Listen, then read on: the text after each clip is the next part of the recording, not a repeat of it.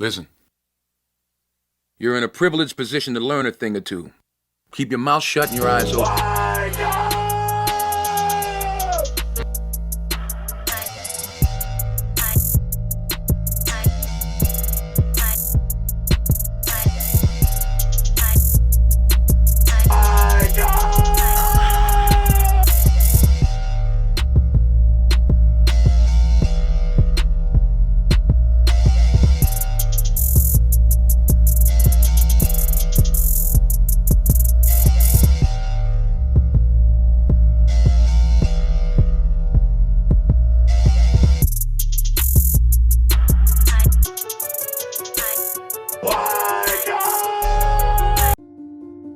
Do the rich people cringe and say, don't tell them that, Robert? Yes. Don't tell people what you know. Right. Keep them poor.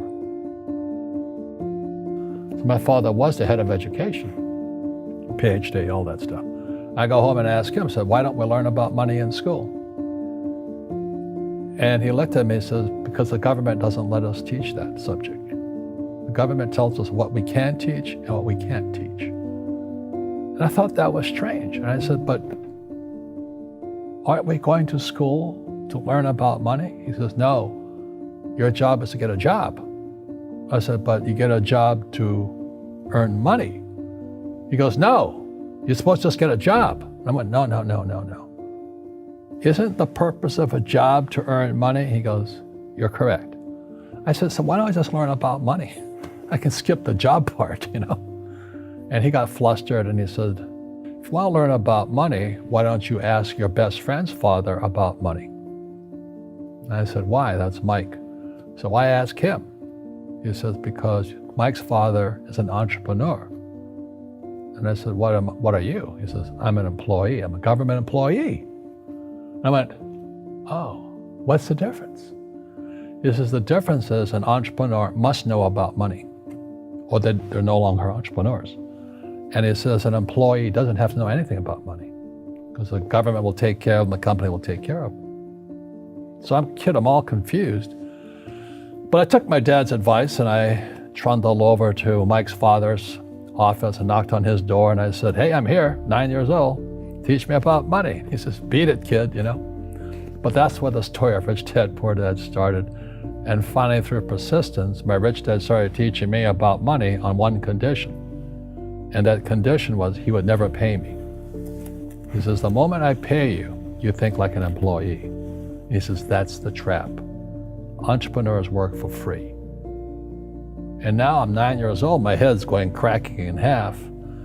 He says, you never want a paycheck. You understand that, kid? I said, okay, I got it. And he says, well, how do I make money? He says, that's what entrepreneurs figure out. It's like, so how do I learn about money?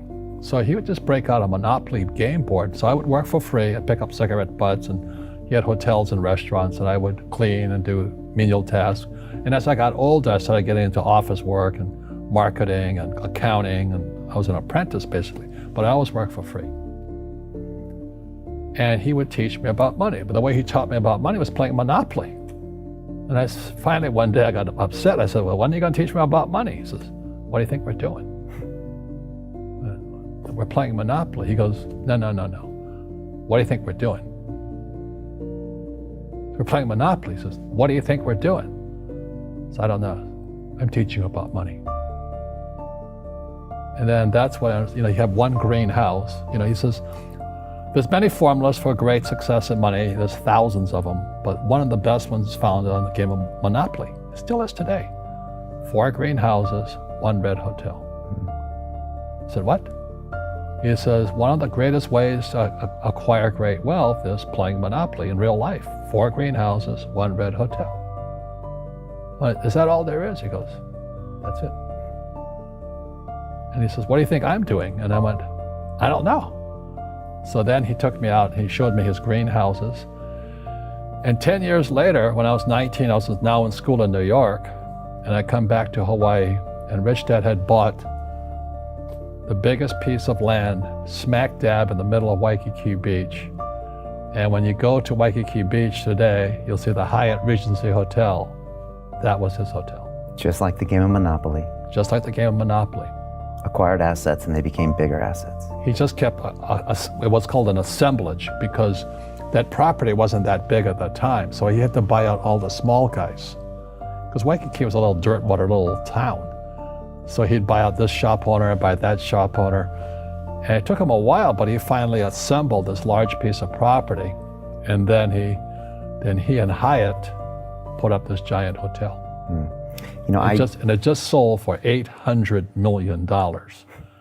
So that's how I learned about money.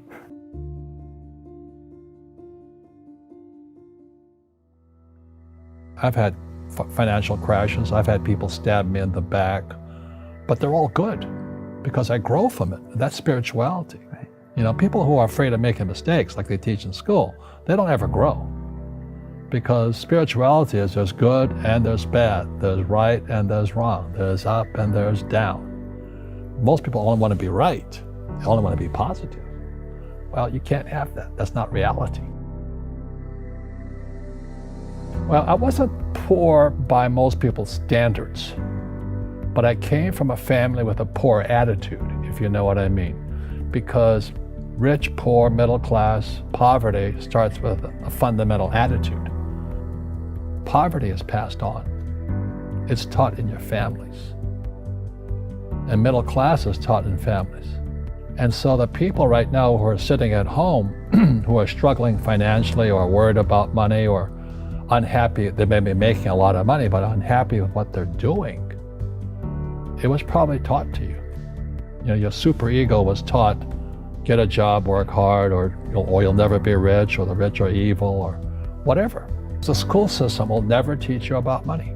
The school system was designed to teach you to be an employee, which is important, or a doctor or a lawyer, a specialist, but never about money. And what most people lack is real business knowledge, like accounting, you know, like debt, like taxes. You got to know that stuff, but they don't teach it in school to anybody. So, and then when people ask me, how did your rich dad learn this when your poor dad, a PhD, didn't? And the answer is very simply, my rich dad, who's my best friend's father, his father died when he was 13. So his rich dad had this family business at 13 to run. So he had to drop out of school, which was his blessing. You know, there's blessings, and you know, sometimes the blessing doesn't look like a blessing, but it turned out to be a blessing. And then his teachers became his bookkeeper, his accountant, his attorney, his banker, his real estate agents. So he has what I call real teachers, not these fake teachers in school. You see, most teachers in school, they're out of ethics. They teach subjects they themselves don't practice. I asked the teacher, I said, you know, I'm in my third year of calculus now. It was called strength of materials. I said, am I ever going to use this stuff? He goes, no. You know, I said, why do you teach it? He says, because I get paid. I said, do you ever use it? He goes, no. And that's why, you know, you have to, in life, one of the things I suggest to people, you got to find a real teacher versus a fake teacher. And a fake teacher is somebody who doesn't do what they teach. And a real teacher is doing what they teach every day. So my accountants, my attorneys, they're in it every single day. That's how I learn, because every day I'm solving problems in my business. So I have accountants and attorneys and bankers and all these people on speed dial because I'm solving problems with my team. I see you giving this knowledge out, and Yeah. do the rich people cringe and say, don't tell them that, Robert? Yes. Don't tell people what you know. Right. Keep them poor. But, you know, unfortunately, the poor, as was in the Bible, I'm not real religious, the poor will always be amongst us because it starts up here. Right, it's that fear mentality. It's in their words, you know, and the words become flesh. Again, I'm not really religious. I flunked out of Sunday school also. But when they say I can't afford it or I can't do that, they go down. They become what they say. My PhD dad, he says, what do you think I am, made of money? I can't afford that. And my rich dad would say, that's why he's poor. Poor people say, I can't afford it, I can't do that, I don't have time. Because it's an escape. It's an escape. You know what I mean? It's easy to say I can't afford it. And your rich dad used to say what instead of I can't afford it? How can I afford it? How can I do that? You know, what would it take, or why should I do that?